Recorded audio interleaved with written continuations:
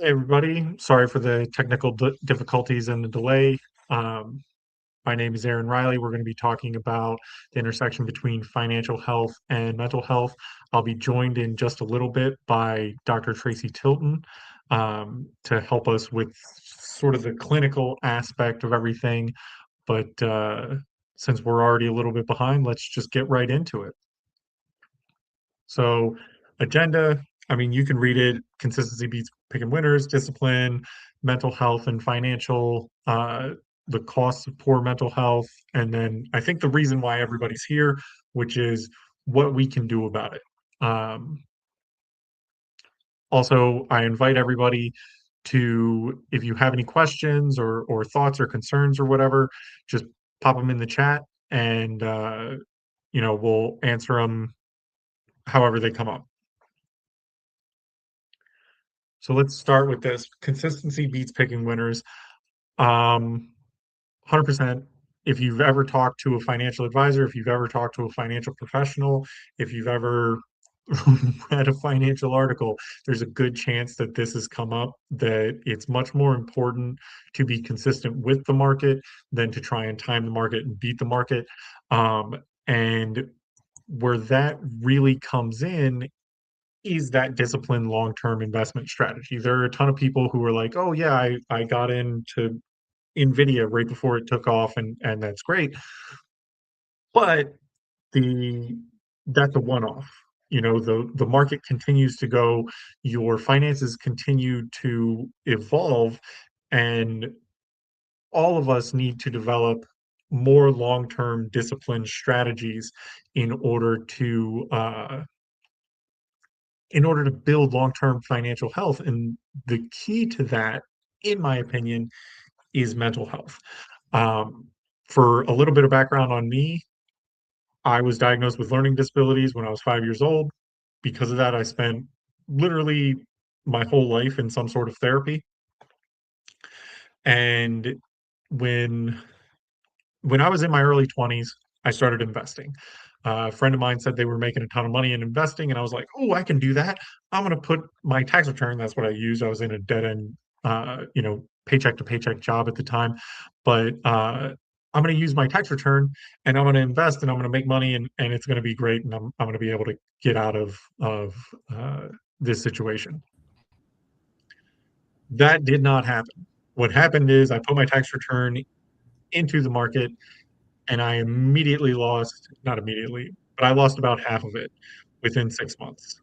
And fortunately for me, because I've been in therapy for my whole life, I was able to recognize, hey, this isn't a situation where I can't win. This is a situation where I have not developed the tools needed in order to succeed here.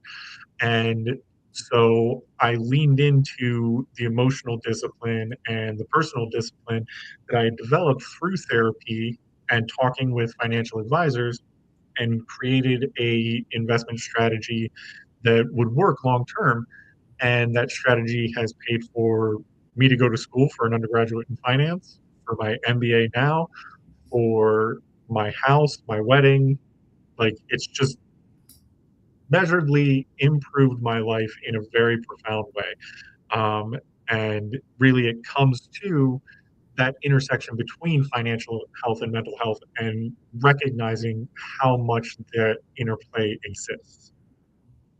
So, again, discipline is the real advantage. I cannot stress that enough. There are a ton of people out there, and I think most of us, when we think of investing and we think of our finance, we want somebody to come in and tell us what to do right now. Um, and that's great, but really, what's so important is developing the discipline to be making the right decisions that lead you to where you want to go long term. Um, and that's really where mental health can help us when we develop that mental discipline to work through the circumstances of the moment. We can also see where we're going to be long term, where it makes the most sense to be long term. And that's the real goal, is to develop those long-term strategies, and there's a ton, just absolute ton of research that indicates that's really how you build long-term financial success is through a disciplined strategy. So, going back, mental health does fuel financial discipline, 100%, 100%. Um,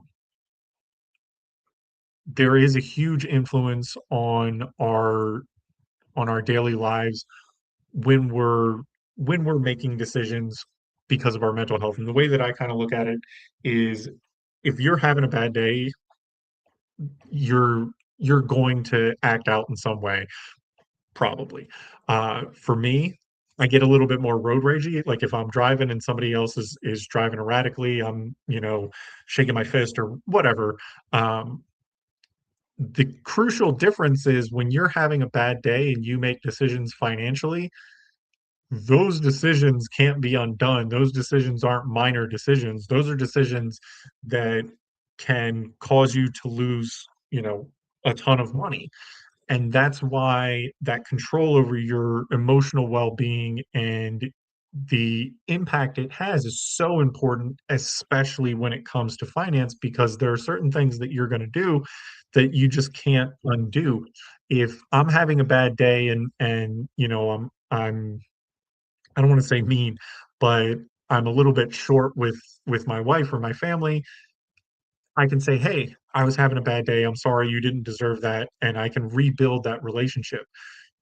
Your bank is not gonna understand if you're like, "Hey, I was just having a bad day. I didn't mean to move all that money in that place."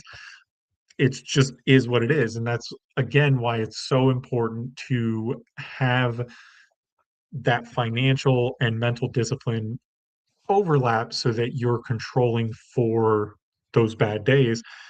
And also so that you're controlling for good days. Maybe we're living high on life and we're thinking, "Hey, it's a great idea to dump all of our money in the latest cryptocurrency. How can I lose?" That discipline that you can develop through therapy is a great way to kinda go, "Maybe I should rethink this."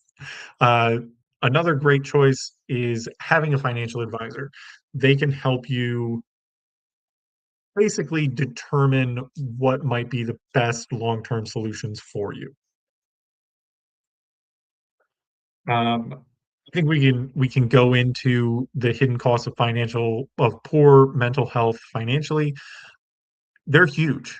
I mean, there's a ton of data about what poor mental health does to us financially.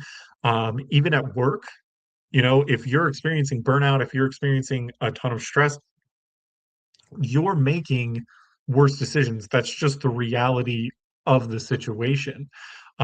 Because we all make worse decisions when we're under periods of prolonged stress. And that's why having that uh, having that mental help, having a therapist, having, support group, relationships, whatever it is that really works for you, um, is so crucial because we tend to not see what is wrong with us, and it tends to be a lot easier to see for others. Um, so we really want to be taking care of our mental well-being when we're thinking about our financial well-being. So this is a big one. This is why everyone's here. This is why everybody joined us. What can we do?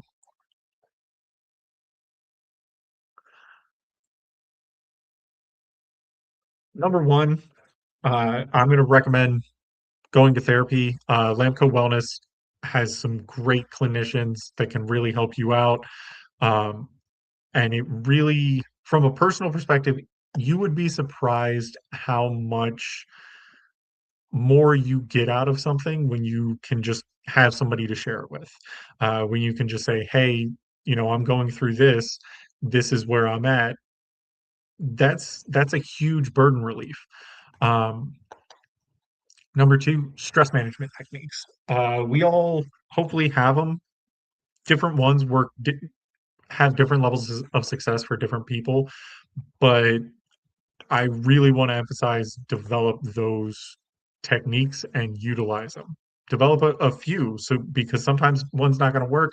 Maybe you can can lean into another. One of the ones that I do all the time is I call kind of like a refocusing, where I look at it and say, okay, what is the goal of this?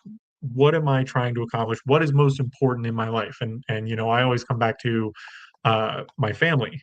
And in those circumstances, is what is stressing me out affecting my family other than how I'm affecting my family?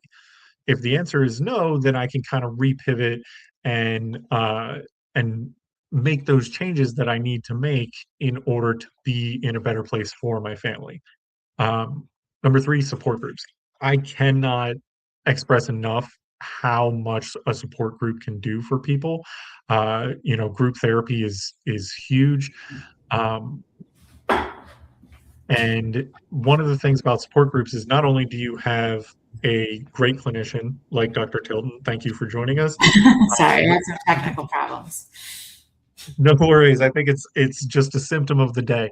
Um, but you also get that sense of community in that uh, you're seeing that you're not alone. You're working with other people. You're talking to other people. You're a part of problem solving together, which has a huge, for me anyway, emotional relief impact. Um, and then finally, self care. Figure out what works for you. For everybody, it's different. For me, I do yoga in the morning and at night, right before I go to bed. It helps prepare me and center me for the day. But it may not work for you. Find your things. There are a ton of things out there that you can try. Uh, Dr. Tilton, I don't know if you wanted to go over this I just last wanted slide to for us. add a couple of things on that last slide. For Yeah, stress management techniques, again, yeah, like it says, mindfulness and breathing exercise are good because stress takes such a toll on our body. It releases cortisol, which is not good for us, and stress over long periods of time really has a debilitating effect on our body. And then, our physical health and our mental health. So that's really important to try to keep under control. Um, Self practice relates to stress management techniques because like eating well, sleeping well, getting exercise, all that stuff. Those two kind of they're stress management techniques as well. So that's what I wanted to add. yeah, it's all connected. I mean, part of a huge theme of this presentation is basically about how financial health and mental health are connected. Yeah. But mental health is connected to everything, physical health, relationships, all of that. And when you're improving one, there's a spillover benefit to everything else, and vice versa. When you're making one worse, there's a spillover benefit or Yeah. detriment to everything else. Right. So, integrated approaches and support systems. My favorite is the community resources. Uh, I think that we're in a very connected age where we're all feeling not connected. Um, and we don't have the depth of relationships that we used to have before, you know, everybody was at our fingertips. And I've found personally, and again, everybody's different, everybody has their own solutions, but I've found going to the community, talking to the people around you locally has been very helpful for me personally. Yeah. And again, touching on mental health support, um, to talk to other people who are going through the same thing can be helpful and have the same worries. Not that they can like make you worry more, hopefully, but that you realize other people are going through the same thing and that it's not just you. And, say if they've reached out you know, to get therapy to deal with the stress of like maybe financial situations, like maybe they're really in debt, maybe they're like not paying bills and they just can't face it because things are going so bad financially, and then that affects their mental health. So it helps, again, back to the support groups too, to talk to people who have gone through similar things and may offer some helpful suggestions.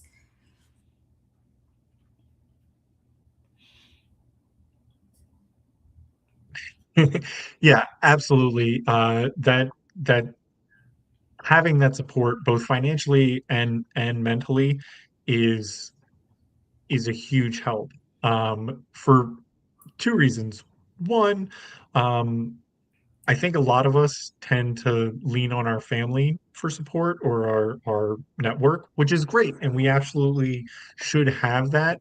Um, but also, like one of the things that I've seen in people that I know and people in my own network, and occasionally, unfortunately, myself as well, is sometimes we tend to overburden the people closest to us just because we're burning out, and then our stress becomes their stress, if that makes any sense. And having a counselor, having a therapist, having a financial advisor, really helps with that because, you know, that's what they're there for. That's their job. They're there to help you figure out what's going on with you. Not that you shouldn't share what's going on with you with your family or friends or anything like that. Um, but I know that I personally have been in the point where I'm just burning out and I'm dragging other people down with me. And that is absolutely when a therapist really makes a difference and Yeah, and I has really think helped me out. yeah, I think that some people also don't, on the other end of the continuum, is that some people don't want their family to know what's going on. Like they're embarrassed, they're, just not wanting, to stress them out as well and have them worry about them. So again, that's when therapists is really can be very helpful because that's a safe place and where you can go in and be completely honest without judgment and get that out of your, it's good to get it out. It's not good to hold it in. So, because that makes things even worse. So that's where a therapist can really be beneficial. Yeah, absolutely, absolutely. And I know right now a lot of people are stressed out about finances. I think almost every day I read an article about the K-shaped economy, where basically if you're on one side of it, you're doing fine. If you're on the other side of it, it's really not great. Um, and I think that's where having a financial advisor can really make a difference because a financial advisor can at least, even if they're not, you know, helping you be on the right side of a K-shaped economy, they can at least give you confidence that you're shored up and you know, you're doing everything that you can be doing. I know for me personally, when I'm going through periods of stress, uh, the hardest thing to deal with is always, hey, what can I do? What can I be doing? You know, can I be doing more? Whatever. I feel like uh, I'm not doing enough, and that's why something isn't working or whatever. And having a support person like a financial advisor, like a therapist, they can at least help you to feel like, hey, this area is protected. I have support in this area, so I can focus on other things if I need to. Yeah, and I think also therapists can provide support and kind of guide you through the process and let you know that this is surmountable. Baby steps and long and steady wins the race, right? So by doing some of this stuff that they recommend, just in terms of starting to face that this is a problem and what could your next steps be, um, can be very helpful. No one likes to feel helpless, so, it's just not a good feeling. Yeah, I think for me personally, that's what I struggle with more than anything is like, oh, there's a ton of stress going on. If there's something that I can do to manage it or to improve my situation, like I'll be stressed out, but I'll be fine. It's the situations where I'm like, I don't know what to do. I'm overwhelmed. I don't feel like I know anybody that can help me that uh where I really start to spiral. Um and And that's why a therapist, a financial advisor can be so beneficial because they can help give you something so that you don't feel so helpless. Um, but yeah, that is that is it for in terms of our presentation.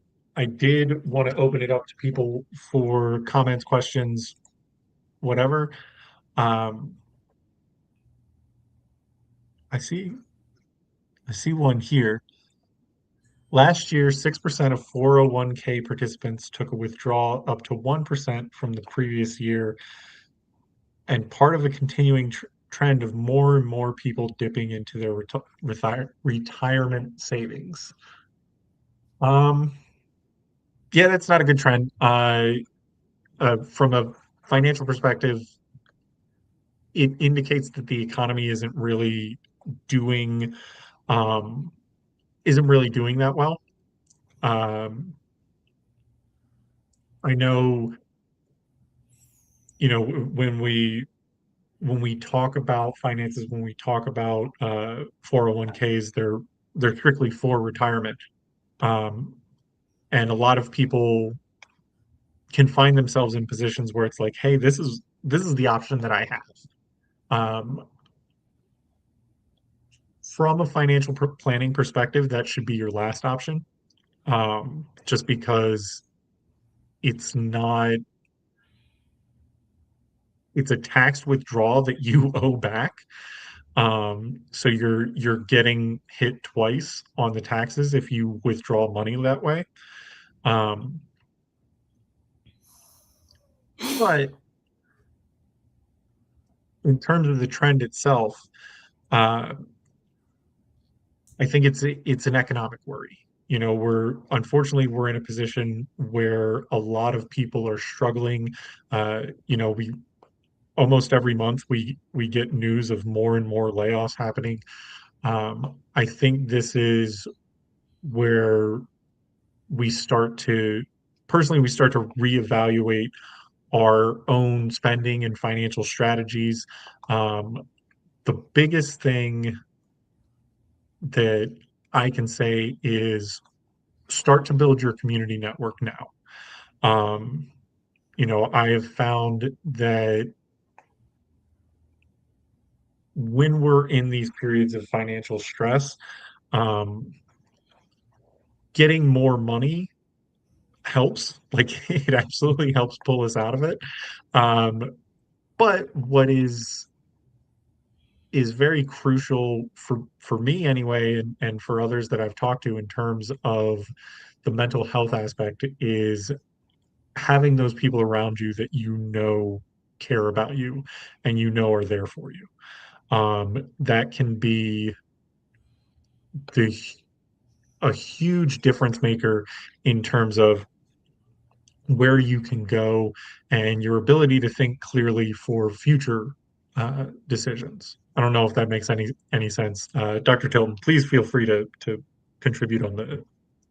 Well, just kind of piggybacking on what you said that, 401ks are for retirement. And I think, maybe you need more like immediate help financially, whether it's paying off debt or something like that. It's not a good strategy. And that can create even more stress because now not only are you stressed about, maybe like debt or whatever you're dealing with, then now you have to be stressed out about like, oh my God, I have no retirement savings and I'm however old. And um, that's stressful too. So just in the end can create a lot more stress. And I do two things I want to kind of throw out there, one from a mental health perspective and one from a finance perspective. Uh, One of the things that fascinates me about mental health is prospect theory, and it's this idea that we experience mental pain and pleasure at a decreased rate as we move forward in achievement or downside. So as we're starting to lose money, as we're dipping into our 401k, we probably know, hey, it's not a good idea to do this, but this is the option that's available to me. And that's how we feel and we do it. But um it also triggers this thing in your brain where you go, hey, it's not that big a deal. I can do this and I can do it again. And it is a big deal. And the more you do it, the more the consequences of it are. Um, and so you kind of can end up in this feedback loop of, hey, it's not that big a deal. I'm going to make it worse, um, and it until the point where you don't have any retirement savings, and then you get to the point where you're in retirement and you're facing this wall of, hey, I don't really have options in front of me. Um, on the other end of it, on the financial side of it, it's never too late to start. It's never too late to switch things up. I think a lot of people uh, they look at their finances and they look at their situation and they go, okay, well, this is all I can do, and you know, that's it. I missed the boat. No, you didn't. You can change things up. You can start investing more soundly. Talk to a financial advisor, which I very much recommend. Whatever you need to do there to restore that balance. Like just because you dipped into your 401k this year doesn't mean that that's who you are, you know? Yeah, and I think sometimes people, at least from some of the feedback we've gotten from other or questions we've gotten from other webinars, is people feeling like asking the question, like, well, how much money do you need to start investing? Or like, I don't have that much money. Does it even matter for me to do it? Or, kind of feeling scared about the process. So, yeah, I mean, just encouraging people to contact a financial advisor and they can give you all the information um, that I can't since I'm a psychologist, not a financial health, not a financial advisor. But and I just would encourage people to take that first step because it's only going to help. It's not going to hurt. Yeah. Absolutely. Absolutely. From personal experience, you would be surprised how much taking that first step makes the second, third, fourth, whatever iterative steps you might be taking easier. It's really the first step that's the bear, you know. Um, so take that first step. Yeah, yeah. But they say half the battles are showing up. So if you take that first step, then it could significantly decrease your anxiety, and if you're feeling depressed, it could really help impact those so they get less severe. This is a good question. Do you think lower education increases the likelihood of poor mental health and financial health? Um, Statistically, it does increase the likelihood of poor financial health, just in general. Um, in terms of poor mental health, I don't think so. I don't have any stats on that, Yeah, I but mean, I think mental health hits us all. yeah, I don't think it discriminates between different levels of income, or if you're more maybe in a marginalized part of the community or something like that. Um, there is some research to say if you live like in an urban area in like a high stress environment that affects your mental health more.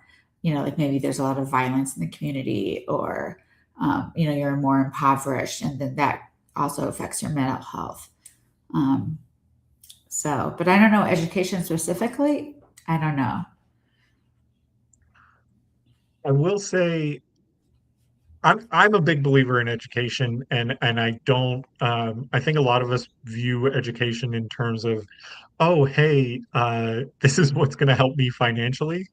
Um, which, yeah, in general, more education equals more job prospects, but it's also genuinely what you learn. Um, like the things that you learn that you can apply to your life make a huge difference. And some of the things that you learn can be, or I think should be, uh, how to deal with your financial and mental health. Agreed. Yeah.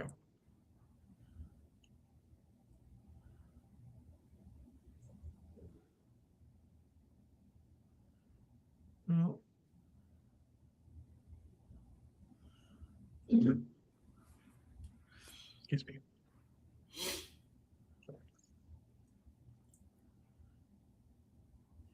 I also wanted to add that,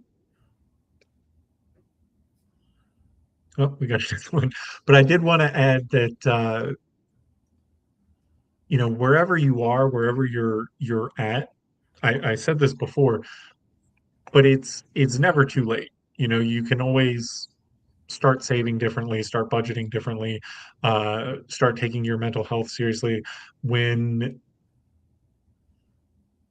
when I first started therapy, which admittedly was when I was 5 years old, but when I first started therapy, I remember being angry about having to go to therapy because it wasn't like I'm five. It wasn't like, oh, I've made the decision that I need to go to therapy. It was people being like, hey, you need therapy, so you're going to therapy. Right. Um, and I remember just being angry about it and being upset about it. And that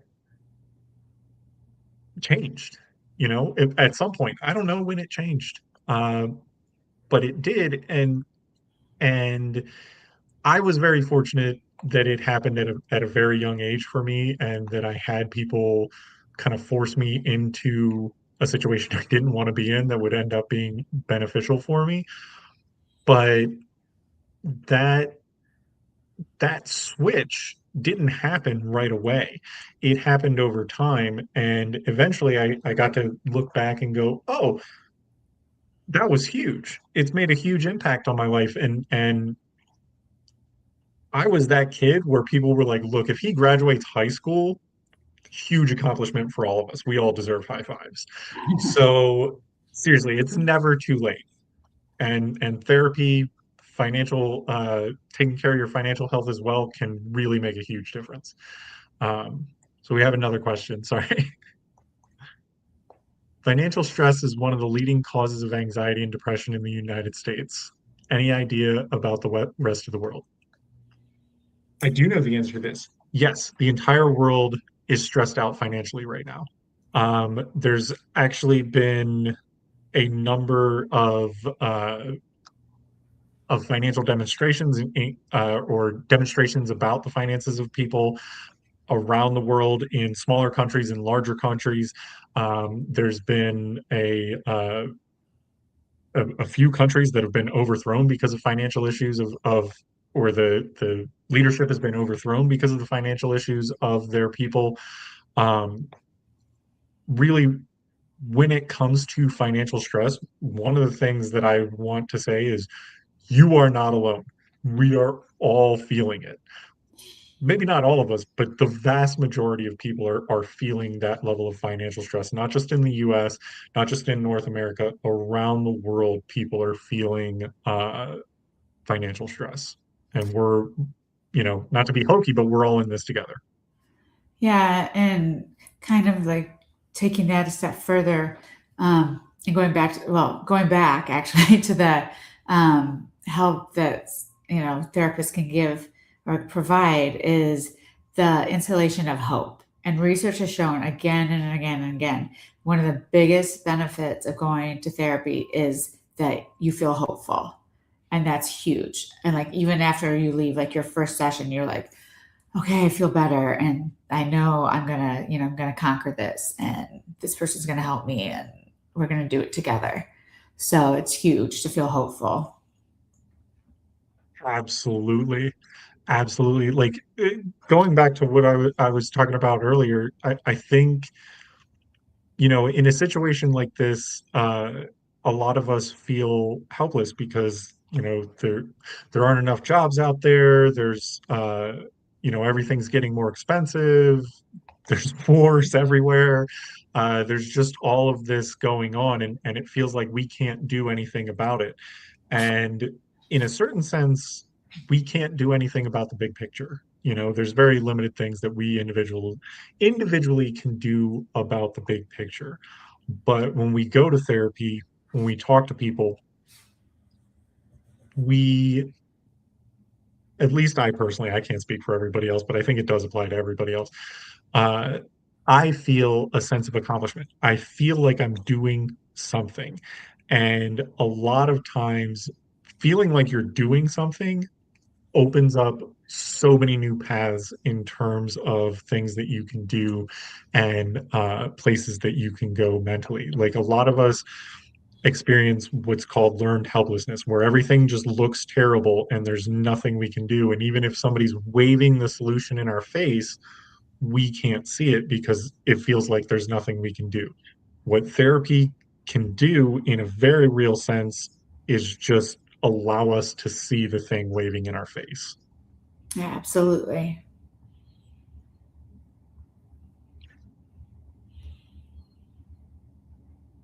Man, I felt like I was in the zone on that one. I really was, I don't know, channeling the collective angst of people's financial struggles around the world. Like you said, it's not just us, not just this Yeah, country, yeah, yeah. We're all in this together. right?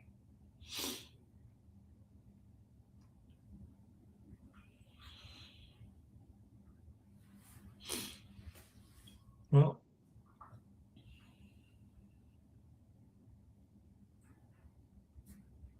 oh, we got a new one. Also, thank you very much to Ravi for for keeping us going with questions.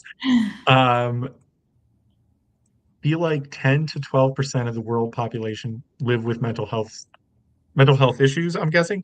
And only some receive mental health services. Absolutely. Why is that and why can't we get care for everybody? Well, I Oh, mean, a lot of it goes back to insurance, what kind of insurance you have, what your presenting problem is, if they'll cover certain diagnoses, what type of therapy you're providing. Um, so, like with insurance companies, basically in this day and age, you have to basically have to provide like evidence-based therapy, such as cognitive behavioral therapy, in order to get reimbursed. Um, you know, like in the ages ago, psychotherapy was the therapy of choice, and now I don't think like people, this insurance companies cover psychoanalysis, but they do. So you have to make your diagnosis more amenable to the insurance wanting to cover it. Um, not lying, but telling this is the treatment for depression. This is what I'm using, and then that's better. You have a better chance of having it reimbursed. yeah. I think there's also a If there's- cultural component to it. Yeah, and there's a Um, shortage of providers, especially in rural areas of the world, or at least in this yeah, country. Yeah. yeah. I mean, I I look at I look at Denmark and just the Scandinavian region in general, um, where they had the highest suicide rate of anywhere in the world for I think it was like a decade. It was a really long time, and it was largely driven by well, partially by their economics, but more so by the weather because it's like gloomy there all the time apparently. Um, but they dumped so much of their resources into mental health solutions and mental health um, activities that now, like literally every year I read Denmark, number one most happy country in the world. Right. Um, and so a lot of it is just, hey, like we want to develop a culture that takes it more seriously. We want to tell people that, hey, this is serious and this is how you find happiness, is taking care of your mental health.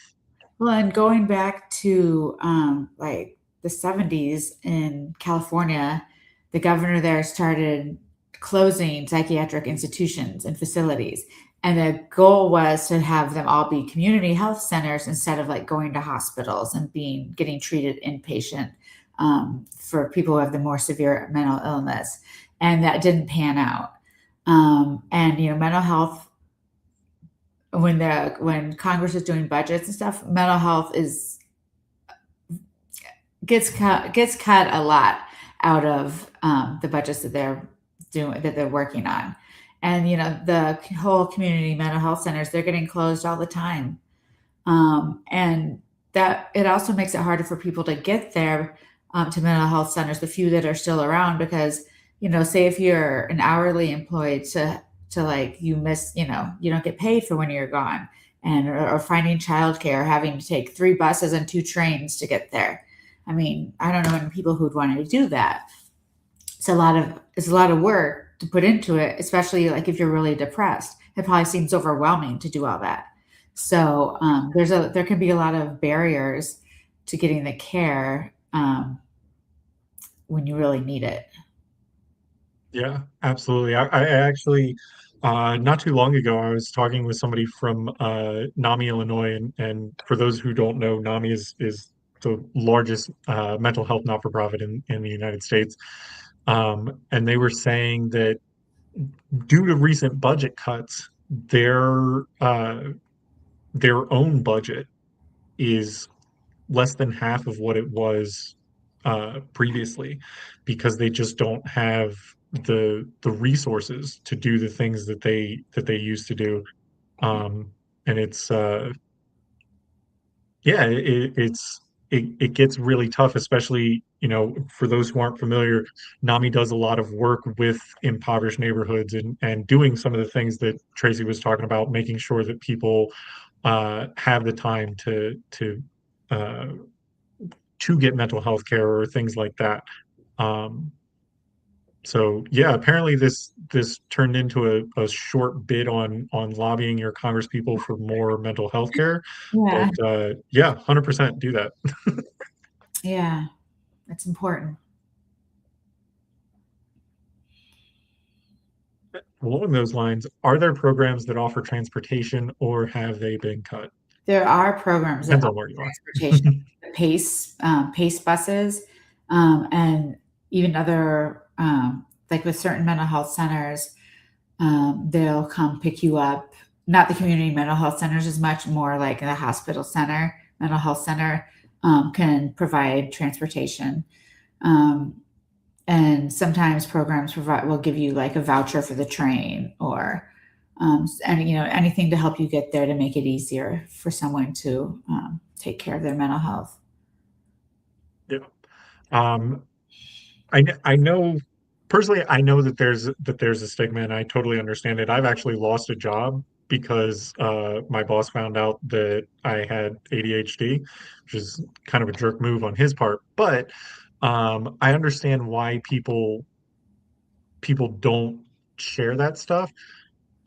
But from personal experience, share that stuff. Share that stuff all the time, not just because it helps erode the stigma, but because these resources can be very hard to find.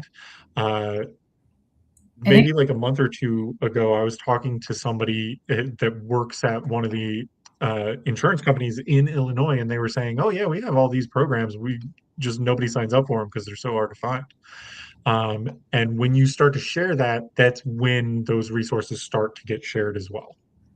Yeah, and I mean, it can be intimidating to tell, say like your boss or someone in the workplace that you have like ADHD, um, because you're like, I don't want to feel like, oh, I'm making excuses for something, but at the same time, it's real and it impacts your work and it impacts how you perform. And it's always when you apply to jobs, it's always listed as like, do you have a disability? And ADHD is on there. So it should be respected as, it's legitimate, and people, your superiors and stuff should not hold you, in lower esteem because you have this. Um, Yeah. yeah, so it can Also, be, technically, it is illegal. but it's worth it. So yeah. Yeah, but again, I'm kind of evangelizing, but always do what you can to share where you're at, not just because it helps you, it helps erode the stigma, but you're also helping other people come forward and be open about it. And the more we can talk about mental health, the more that the mental health issues start to be solvable versus just this overwhelming thing that we're all kind of uh, dealing with together. Could you please dig deep into the importance of the relationship between the client and the therapist and what it may look like for someone's first time? Well, when you first meet with a therapist, um, it's good for them to explain kind of the process of what therapy is, especially if they have never done it before. Some people might have an incorrect perception of what's going to go on, and like if you're going to like give them constant advice, or if you're going to like badger them, or you're gonna, our job isn't to give advice; it's to give you tools to make better decisions. Um, and we don't know, we're not you, so we can't, you know yourself better than anyone, so our help is to be like our goal is to be like your advocate and give you choices, and just point out choices that you might not have thought of, and the first couple times, to however long it takes, really, is this therapist and the client building rapport, so they're kind of getting to know each other, not with the personal side of the therapist, but it's a little bit one-sided in that part, but just getting to feel comfortable around each other. So then you can start to wade into why you were there, and, start finding solutions. Um, so yeah, and a lot of times when you first go to a therapist, they'll do like an intake with you, like they'll have you fill out a form that basically covers every aspect of your life. Um, so they can, they have a better idea right off the bat of some of the things that maybe have happened to you or where you're at. And then you meet the client where they're at.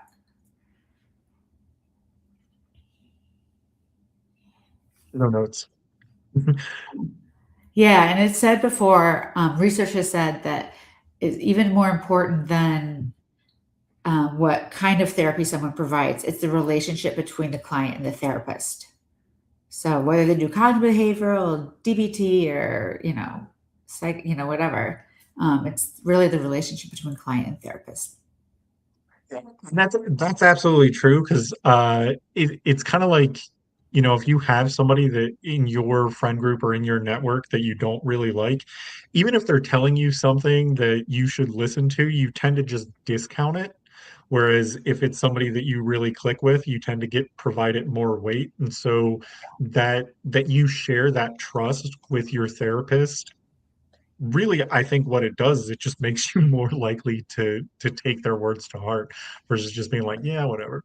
Um, Yeah, you might have to go to 2 or 3 therapists before you find one that you really connect with, but it's worth it. I mean, it's definitely worth investing that time to find someone that is you guys are gonna work together really well.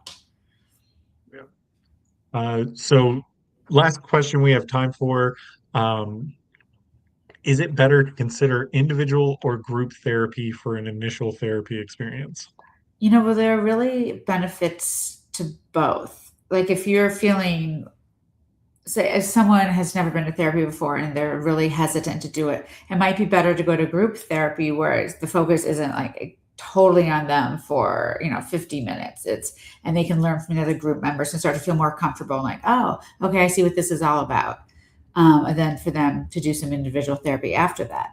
At the same time, some people just don't want to do groups. They don't like talking in groups. They're shy. They feel anxious when they think about revealing some of their problems in front of other people. And then in that case, individual would be a better choice for that person, at least at first. Yeah, it is definitely at least in my experience as a client, it's a kind of case by case basis, person by person. Like me personally, I love the feeling that I get from group of not being alone. I also hate being in groups. Um, just because like it's easy for me to focus on one thing because of the ADHD and other learning disabilities, but it's very difficult for me to focus on a few things very well. I can focus on one thing or like just a huge big picture thing. But like a few things very well and it's difficult. So I've seen that instance. I've been in groups where I've been like, oh, I got a ton out of this. And then I've been in other groups where I'm just like a ball of anxiety because there's too much going on. So it really depends on person to person. And it also depends upon the group that you're joining, at least from a client perspective. Yeah, exactly, and the facilitator, and there's a lot of variables with group therapy that maybe more variables than there are with individual. Yeah. But absolutely, if you've never done it before and you're interested in therapy and therapy with a with a person one-on-one is overwhelming you, give it a shot. Uh, if it's not your thing, it's not your thing. Or if that group isn't your thing, that group isn't your thing. But give it a shot. LAMCO Wellness has group therapy that it offers. Absolutely reach out to them, and they can find you the right person, or if group therapy isn't for you, they can find you the right clinician. So that is all we have time for. Thank you so much for joining us. It's been a great experience, and we'll see you next time. All See right. ya.